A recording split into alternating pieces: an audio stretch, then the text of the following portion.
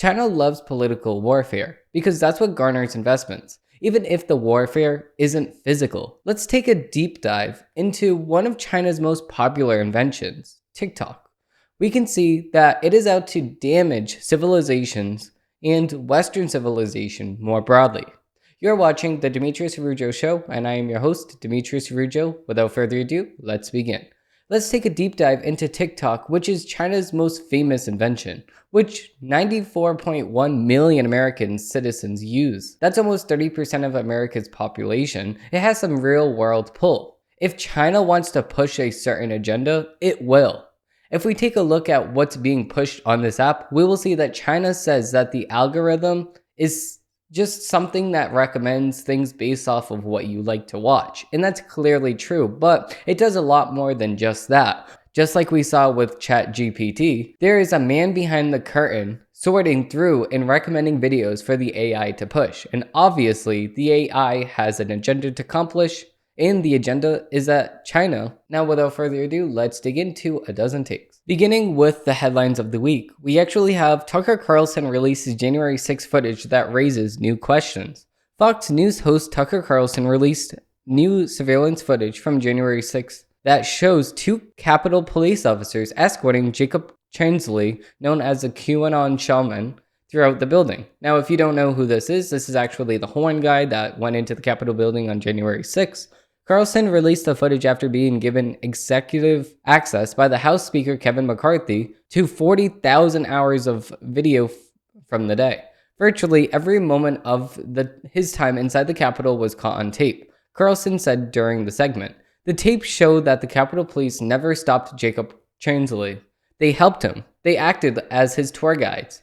Not one of them even tried to slow him down, Carlson continued, before suggesting that Chansley understood that the Capitol Police were his allies. If he was in the act of committing such a grave crime, why didn't the police officers right next to him put him under arrest? Carlson asked, and I completely agree. Now, you will see in the video that I'm about to show you, the police literally escorted him throughout the Capitol building. Why is this happening if he's breaking the law? If he is really breaking the law, then why don't you guys actually stop him? You know, the people that are standing right next to him, opening the locked doors for him, telling the crowd to go inside of the Capitol building. It just does not make any sense.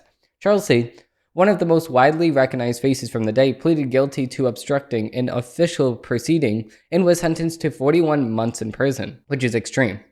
Obviously, they do more harsh penalties to this guy than they actually do to real criminals that kill people.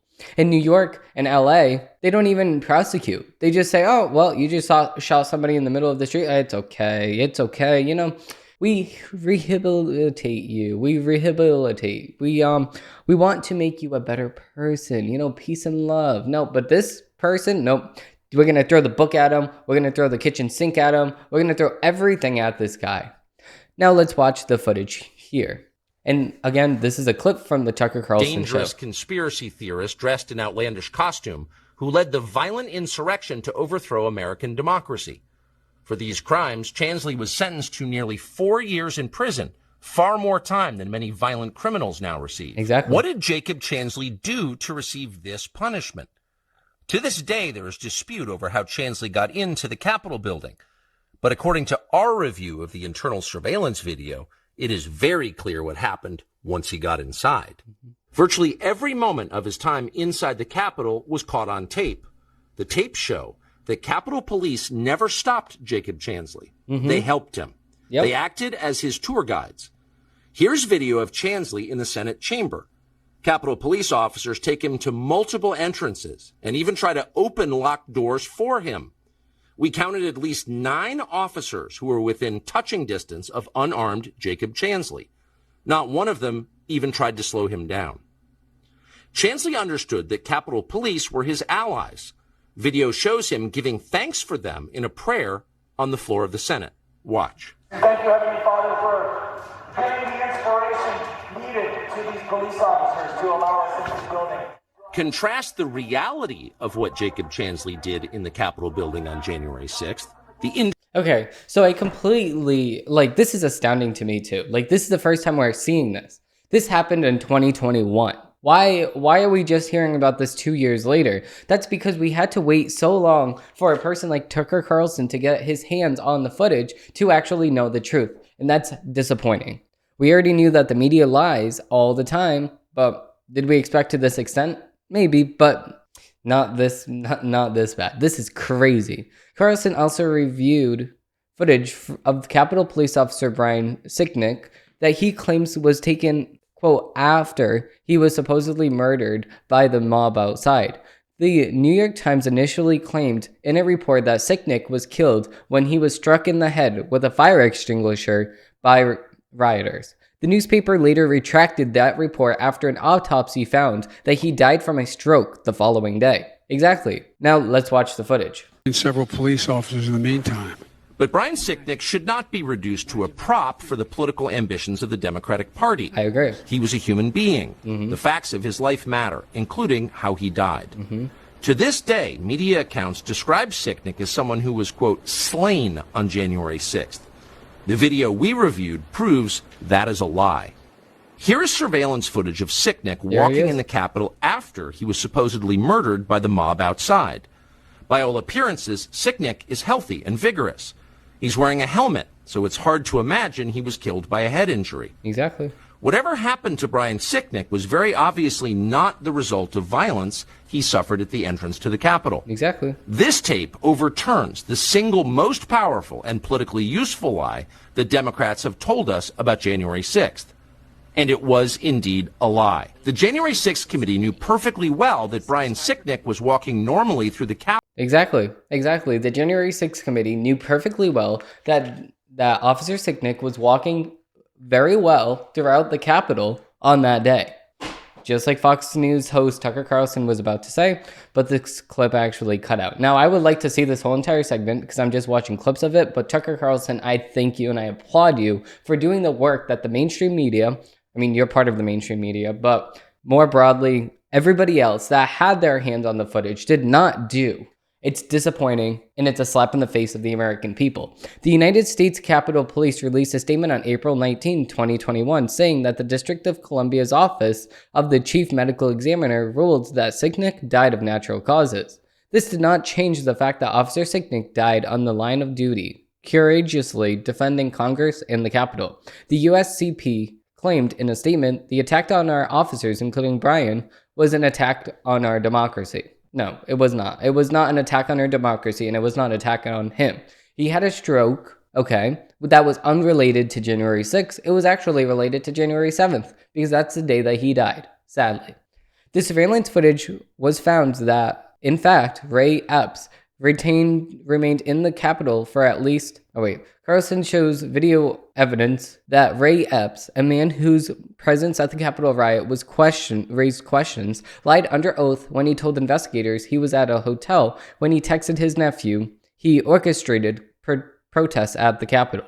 Surveillance footage we found shows that, in fact, Ray Epps remained at the Capitol for at least half an hour. Carlson said, "What was Epps doing there? We can't say, but we know that he did lie to investigators."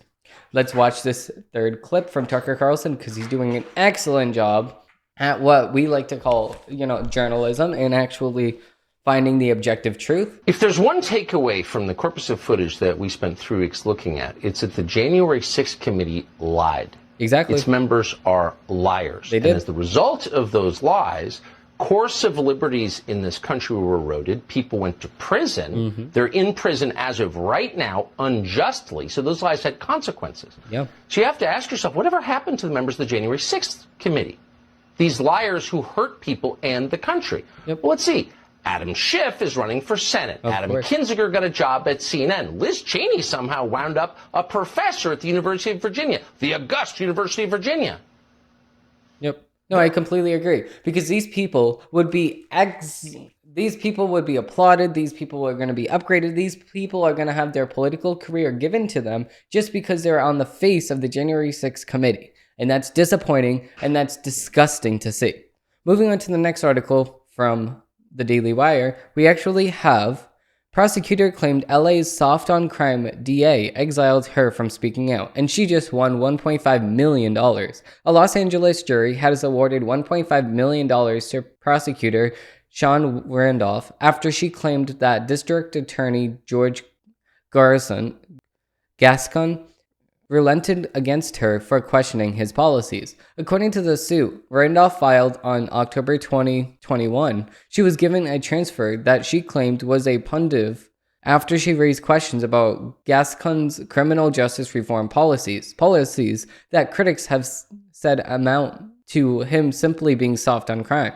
Fox News national correspondent Bill Mergen shared the update in a tweet, noting that Randolph's lawsuit was one of the many suits accusing Gascon's office of retaliation. And it's just crazy. Breaking. A Los Angeles jury has awarded prosecutor Sean Randolph with $1.5 million after she sued DA George Gascon, alleging retaliation and punitive transfer after speaking out against his policies. This verdict is the first of 17 lawsuits against Gascon's alleging retaliation. And yes, I agree. He should be sued. And I hope that he does get sued personally. I hope the state does not step in and pay it for him, because most of the time when you sue prosecutors, the state pays for their bills. That should not happen. No, he should be able to pay his own bills. Milligan went on to note that another prosecutor, Richard Dole, has filed a similar suit against Gascon's office that was settled quietly for a six-figure payout in 2021. Dole claimed that he had been transferred after objecting to Gascon's decision to drop a case involving three people who had attempted to wreck a train during an anti-police protest. Milligan's tweet triggered a response from Twitter owner Elon Musk, who asked whether Gascon was a villain from Beauty and the Beast, only to quickly be corrected by former Trump attorney and advisor Jenna Ellis. Jenna Ellis just posted a GIF of Beauty and the Beast, so that's just funny. Gascon's office released a statement following Monday's verdict, which was published in a report from CBS News, maintaining that everything they had done had been above broad, and in an effort to serve the best interests of the people, the statement also left the door open for possible future appeal. We are disappointed by the jury's verdict, and we stand by our decision to reassign this to and other attorneys to new positions while in office. Gascon's office said in a statement, as any manager will tell you, moving around personnel in order to improve the level of representation this community receives is absolute critical to a functioning office, and we will consider our options over the next several days. No, so that's just an excuse. That's just an excuse entirely, and you can tell that's an excuse. No, what you're doing is not moving people around to better suit the community at hand. No, what you're doing is moving people around and demoting them if they come out against your policies. And that is not what you're supposed to be doing. So you're wrong. This is why you're paying them underneath the table. That's why you're paying them out of the courts. Duh. You wouldn't be paying somebody off when it's not in the courts if you know that you're innocent. You would just be going to court and showing the evidence that you have. Like, is this not like obvious to you? Moving on to the next article we actually have from CNN. This is the dynamic that could decide the 2024 GOP race. The same fundamental dynamic that decided the 2016 Republican presidential primaries is already resurfacing as the 2024 contest takes shape. As in 2016, early polls for next year's contest showed that the Republican electorate is again sharply dividing about former President Donald Trump along lines of education, and both state and national surveys measuring support of the next Republican nomination. Trump is constantly running much better among GOP voters without a college education, with among those with a 4-year or graduate degree, because they were indoctrinated. CNN, you're going to miss that part. Analysts have often described such an educational divide among primary voters as a wine track centered on college-educated voters and a beer track revolving those without college degrees.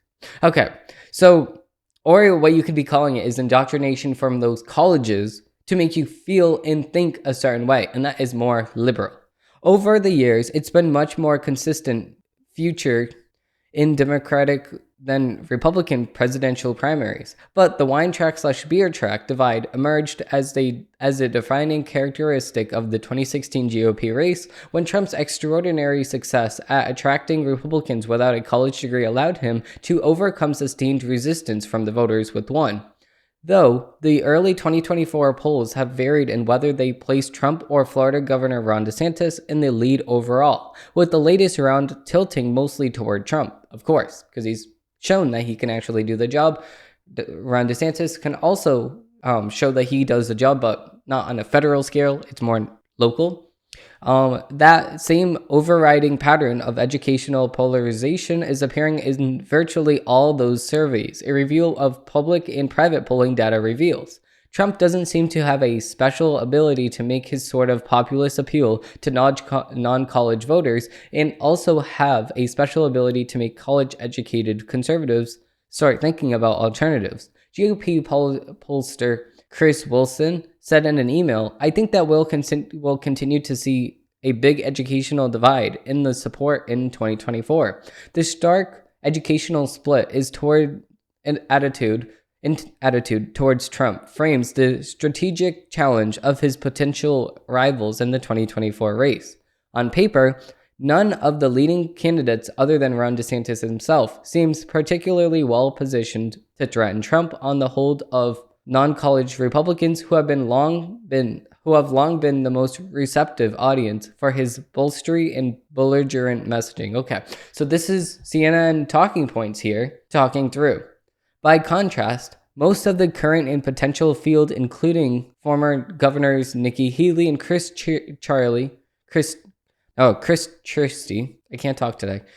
Christie, current governors Chris Sununu of New Hampshire and Glenn Youngkin of Virginia. Former Vice President Mike Pence and Senator Tim Scott appear better suited to attract the white-collar Republicans who have always been the most skeptical of Trump. That could create a situation in where there's too little compensation for Trump voters on the beer track and too many options splintering the voters resilient to him on the wine track. That was the dynamic that allowed Trump to capture the nomination in 2016, even though nearly 2/3 of the college-educated Republicans opposed him through the primaries. According to exit polls, he didn't reach 50% of the total vote in any state until the race was essentially decided. While the political obstacles facing Trump look greater than they were then, the best chance for winning the 2024 would likely come from consolidating the beer track to a greater extent than everybody else unifies the wine track, just as he did in 2016. In each of the three consistent GOP political primaries, the electorate have split almost exactly in half between voters with and without college degrees, analysts of exit polls have found.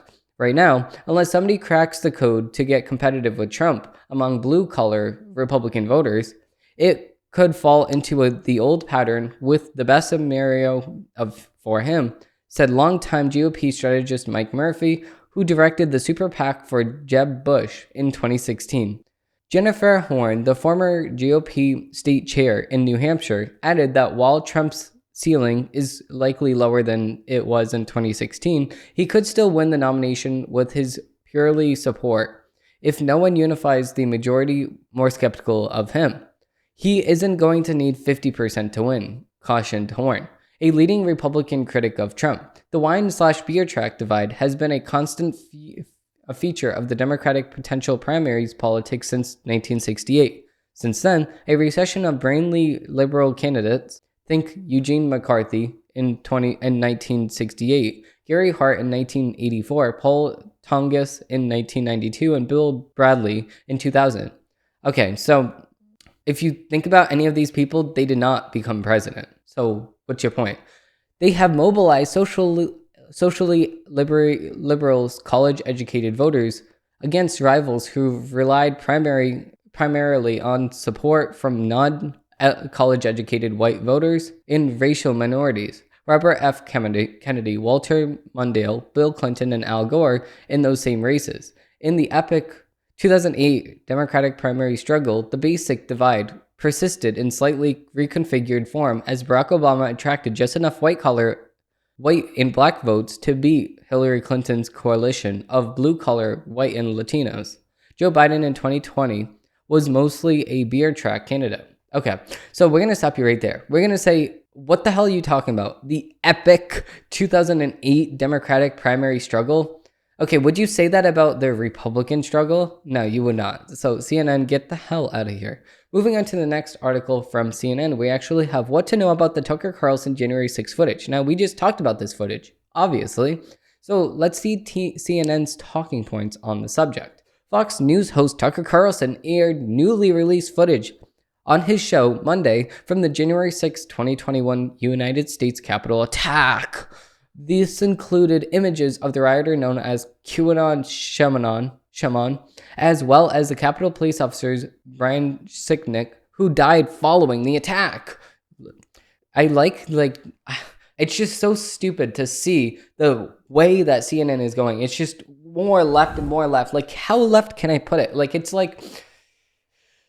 It's crazy to see the one-sided narrative that CNN likes to push.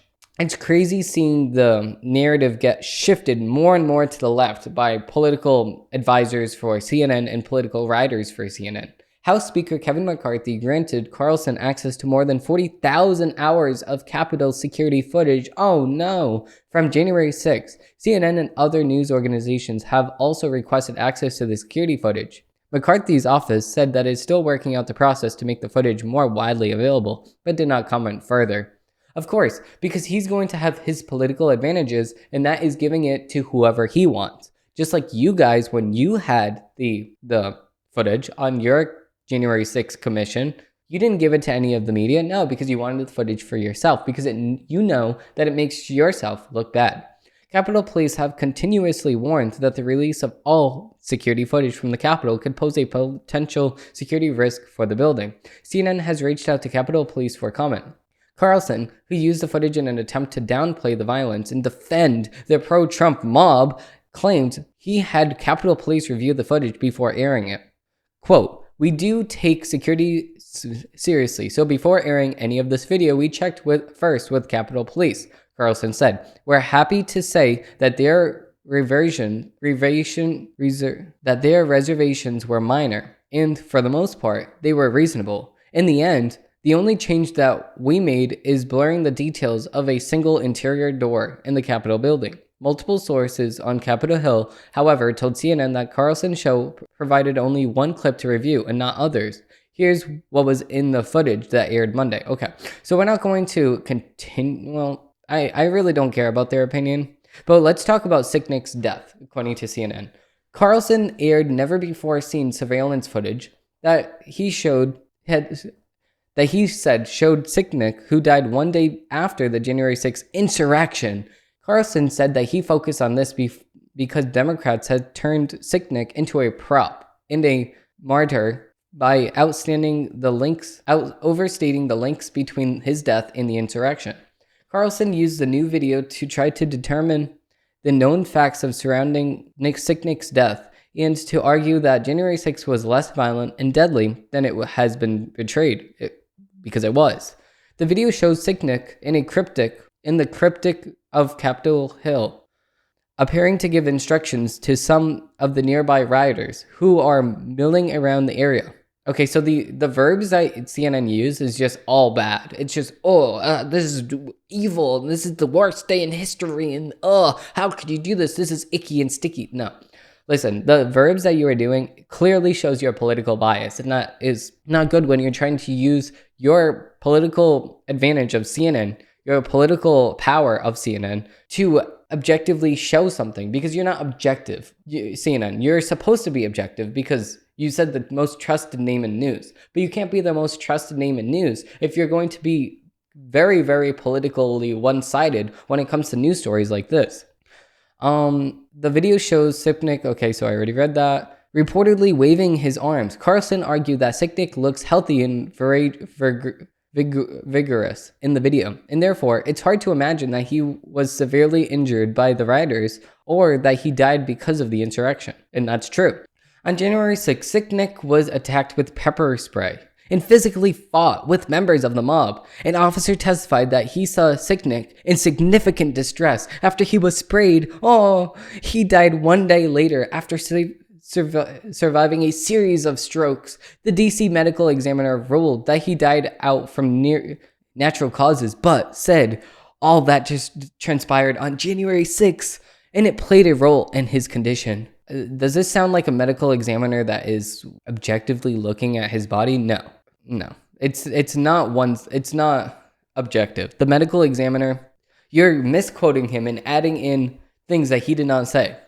All that he said is all that transpired played a role in his condition. And that is according to him. How do you know that? For sure. Because he was galley dancing around. He was moving things around. He was fine. If he was not fine, then why did he stay in the Capitol building until 30 minutes after? Until hours later? Why did he do that? Can you answer me that? According to Carlson, the new tape of Sicknick was reported after he was attacked on the front lines of the Capitol steps earlier in the day. CNN does not have access to the footage and cannot verify Carlson's claims, and it is unclear how Fox News determined that it was Sicknick in the video, because you can clearly see him in the video. CNN, you did not watch the video, so stop commenting on things you clearly did not watch. Moving on to the next article, we actually have an MSNBC article, which we are getting worse. The odds are getting worse for trans Americans. Oh, hundreds of anti-trans bills have been introduced. The few have become law in laying down the groundwork for further discrimination. I know that I said that CNN is not objective, and neither am I. And I'm going to come out and say that I'm not objective at all. I look at the evidence and then I say, no, I have my own opinion on things because this is my show. CNN and MSNBC clearly do not say that they have a political bias at all. And they say that they are nonpartisan, and clearly they are not. That's the problem here. Moving with this article, 3 months into 2023, nearly 300 bills designed to discriminate against transgender people have been introduced in state houses around the country, according to a tracker from Equality Federation. Wow, such a reliable source. An LGBTQ rights nonprofit. That is an increase compared to this time in 2022, at which point nearly 240 anti-LGBTQRSTUVWXYZ bills have been filed. Most of them targeting trans people, of course. Because if you want to genetically modify your body, if you want to sit here and chop your private areas off, chop your breasts off of healthy young girls, then we will hate you for that because you're an evil person. Also, America does have the right to stop you from damaging yourself, just like how we stop people from tattooing themselves if they're under 18. Also, we stop you from over drinking. We stop you from doing drugs that are harmful to you because America has an interest in preserving your body and trying to keep you the healthiest that it can be. A review from the Human Rights Campaign found that fewer than 1 in 10 of the last year's 315 anti-equality bills have become law, because this essay is not about those bills that die quiet, ignorable deaths. This is about the ones that don't. This is about the bills that, through fear-mongering, bullying, and shameless lies, have made their way into the law. This is about the bills that, through escalating rhetoric and growing confidence from their sponsors in their political silence, are making headway, shifting the debate from what is the right for America's children to what is wrong with this country. This is about the bills that will follow suit in the months and years to come. This is about how even the percentage of these oppressive bills signed into law remains low. The odds for trans people's future place in our society continue to get worse. Good. It is good.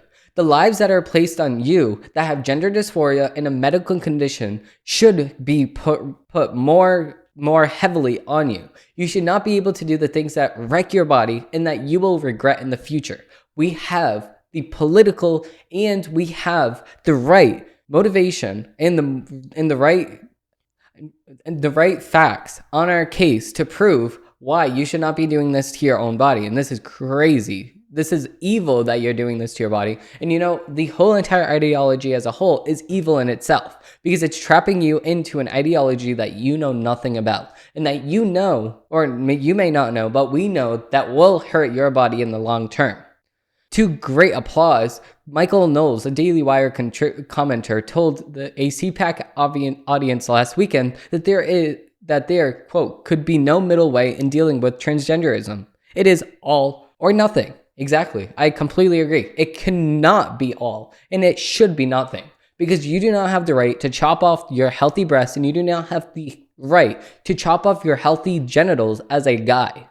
That is disgusting, and that is despicable that you want to do that to yourself. And we will use our political power to help you with your illness that you have, your medical illness that should and will get solved with a therapist that is trained in that specific space, because you need the help, not you need a solution, not a band-aid to your problem. If somebody comes into a therapist with, let's just say you have ALS, we're not going to say, oh yeah, it's okay, we're going to embrace your ALS. No, we're not going to embrace your ALS. We're going to try to make you better. If you come in with Parkinson's, we're going to try to help you. We're going to try to make you better. And we're going to try to help you live a more fulfilling life. That's what we're going to do if you come in with ALS or Parkinson's to a therapist. We're going to help mitigate those problems that you have mentally. We're not going to embrace them, because that's an evil thing to do. He said that for the good of society, and especially the good of the people who have fallen prey to this confusion, transgenderism must be eradicated from public life entirely. The whole preposterous ideology. And I completely agree. As so many have pointed out, there is no ideology that is under debate here, beyond whether all people are worthy of respect and equality protection under the law. It is to our country's shame that so many agree with the answer that is no. No, trans Americans don't deserve a simple courtesy of being seen for who they are, because that is not who they are. They are what God intended them to be. And you cannot change what God intended you to be, because God does not make mistakes. God does not make a mistake as great and as dangerous as putting a girl in a boy's body. They do not put a man in a woman's body as the same thing that God does not put a woman in a guy's body, because that is not something that God screws up in doing at all. And if you don't believe in God, then you need to believe in the completely preposterous ideology that is this. And you have to say, listen, let's look at the facts objectively. Let's just look at your genes. Let's just look at every single fiber and every single molecule of you that consists of you and your genes and you and your genitals, and every single thing of you. Every single square inch of you is made up of what you are as a person. And what you are as a person is what you were born as.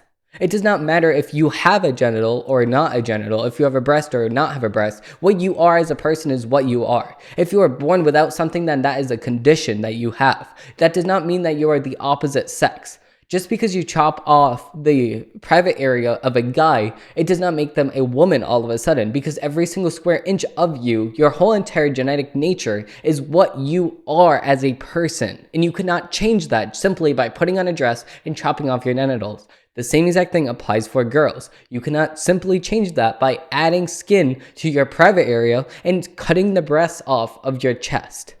As so many have pointed out, I already read that. Conservatives don't hide it when they begin to zero in on trans people as the greatest moral threat after marriage equality became the law of the land.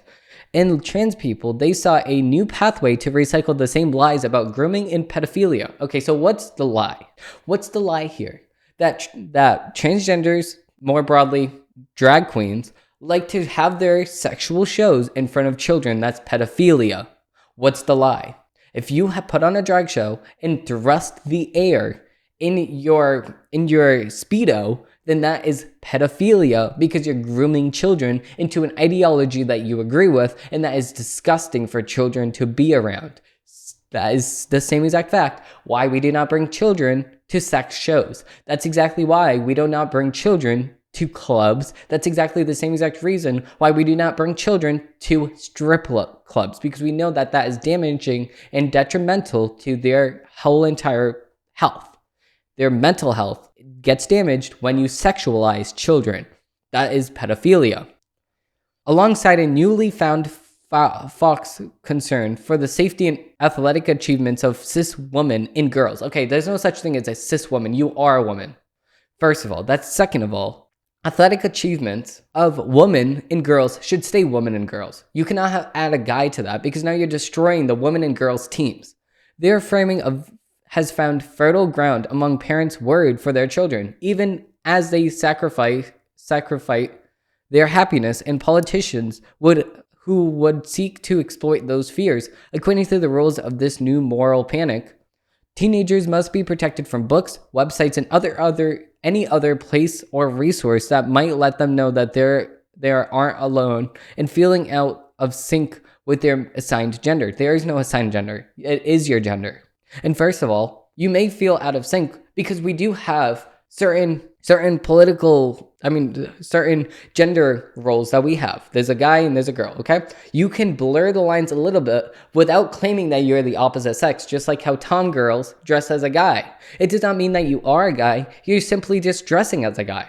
Because we can blur the lines a little bit, but you cannot go fully the opposite way and say, "Oh, I'm a guy, I'm a girl now." Well, if you're a guy, you cannot fully blur the line and say, "Oh, I'm a girl now." No, because that's not possible. You can blur the line a little bit. A guy can put on a dress. A pig can put on a dress.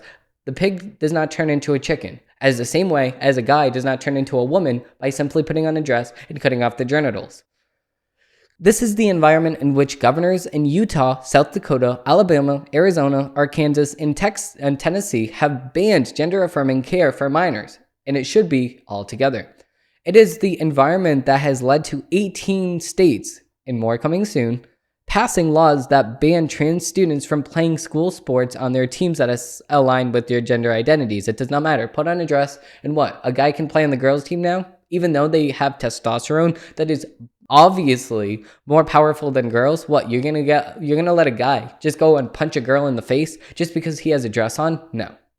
The environment is so toxic that the simple act of wearing fabulous makeup and reading a book to a child has been miscategorized as nefarious recruitment drive, because it is. You're not going to be putting makeup on a guy and just saying, "Oh, well, we're just going to put makeup on you, but you're still a guy." No, you're going to put makeup on that guy. That's your little boy. You're going to put makeup on your little boy and say, "See, mommy wears makeup. Do you want to wear makeup too? You can be just like mommy if you just become transgender, and mommy's going to be so proud of you if you do so." That's grooming a child. Tennessee Governor Bill Lee last week signed into law a bill that categorizes male or female impersonators as adult cabinet entertainment and bars their appearance on public property or anywhere they can be seen by minors. Now, that misma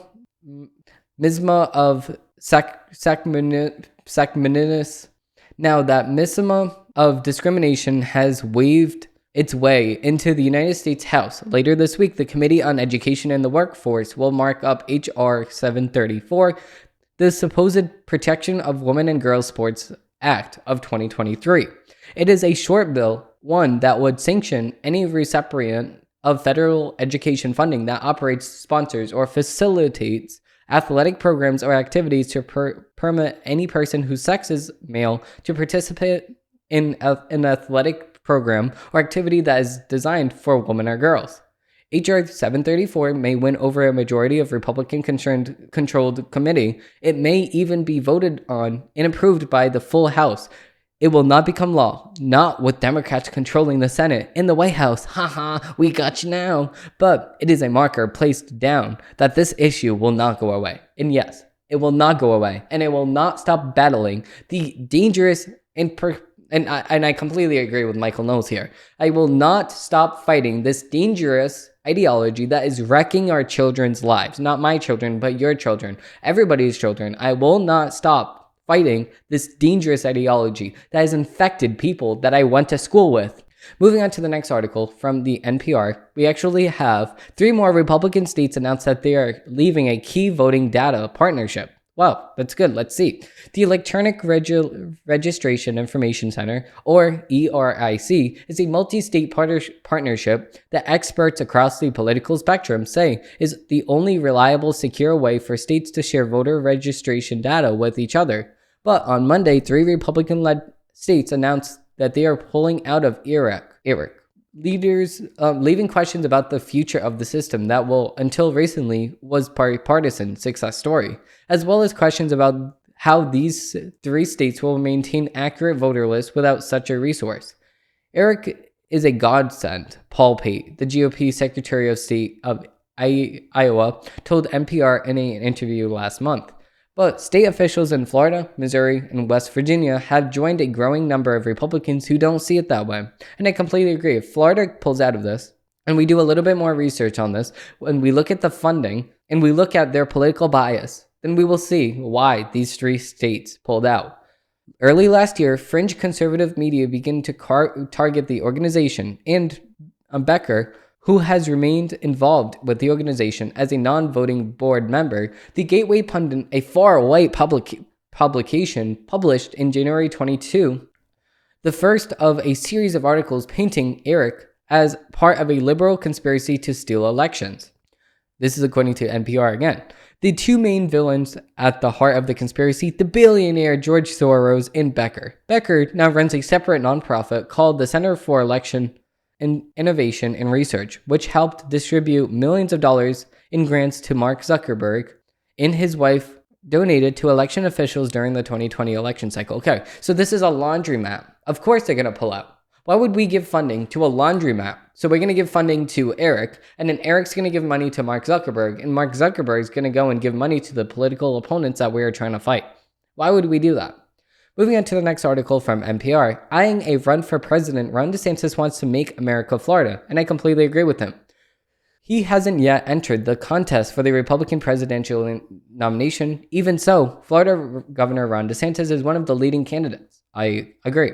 In polls for possible nominees, he rivals and sometimes surpasses former President Donald Trump.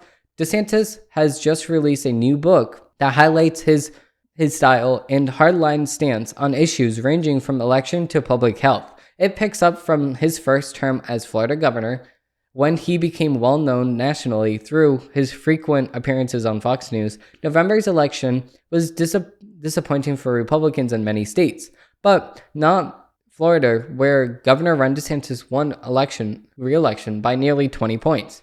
At his victory celebration, supporters cheered and pledged to continue his campaign against ideas, policies, and laws he derates as woke. We fight the woke in the schools, he said. We fight the woke in the corporations, and we will never, ever surrender to the woke mob. Florida is where woke goes to die. And I completely agree. And I want to frame that saying because I want to put it up in my room because I love that saying from Governor Ron DeSantis. Woke corporations and woke schools go broke. They will have no students left in woke schools, and they will have no customers left in woke companies. As Governor Ron DeSantis has waded forcefully into the culture wars, in his first term following national demonstrations around the police killing of George Floyd, he signed a law criminalizing even some peaceful protests. Okay, so you're going to say that the peaceful protest, what is your definition of peaceful protest? Because CNN was calling a peaceful protest peaceful, or a quote peaceful protest peaceful, if they were burning down buildings. So that is not peaceful. You're burning down and looting cities in Minneapolis, and CNN calls that peaceful. So what is your definition of peaceful? Can you answer? Later, his Stop Woke Act restricted what schools and businesses can say about race. A Parental Rights in Education Act, dubbed Don't Say Gay by opponents, limits how teachers discuss sexual orientation and gender identity. And I completely agree. You, as a teacher, cannot force your political beliefs on kids that do not know what you are doing. You're manipulating them into thinking a certain way, and that is that's disgusting, one. That's despicable on another whole entire level. He's taken aim at programs promoting diversity, equality, and inclusion in the schools. He signed a law banning abortions after 15 weeks, good, and he pushed through new congressional maps that eliminated 2 African-American voting districts. Many of those measures are now held up by legal challenges in the courts. It's a different DeSantis than the one David Jolly got to know when both served as United States House members in Washington. Jolly, a former Republican congressman from Tampa area, says DeSantis was part of the House Freedom Caucus, a group focused on cutting government spending. At the time, Jolly says, I described them as a shutdown caucus. Okay, so why did he say them when referring to DeSantis? Why didn't he just say he? So who else is Jolly talking about? DeSantis and other members use government shutdowns to push for policy changes and spending restrictions, even more unsuccessful to dispose John Boehmer as House Speaker. Jolly says the most impressive thing about DeSantis were his connections he made as a freshman congressman with some of the nation's top Republican donors. Jolly says, it's always been a question to me how he did it. And they believe that it was just the commitment to fundraising and the raw political hunger of moving beyond the House. Okay, so that's not a bad thing. DeSantis, a Yale and Harvard educated lawyer who served in the Navy, spent 3 terms in Congress before running for governor. His frequent appearances on Fox News drew the attention of Donald Trump, who endorsed him. DeSantis is embraced the endorsement and ran a now famous ad narrated by his wife, and he reads to his children from Trump's book, Art of the Deal, moving from Congress to Florida's governor's mansion. In 2018, he was narrowly elected governor, defeating Democrat Andrew Gillum by less than half a percentage point, and that was a close race. 2 years later, after Trump was defeated, DeSantis rarely mentioned the former president's name anymore and refused to join the caucus of supporters who falsely maintained the election was stolen.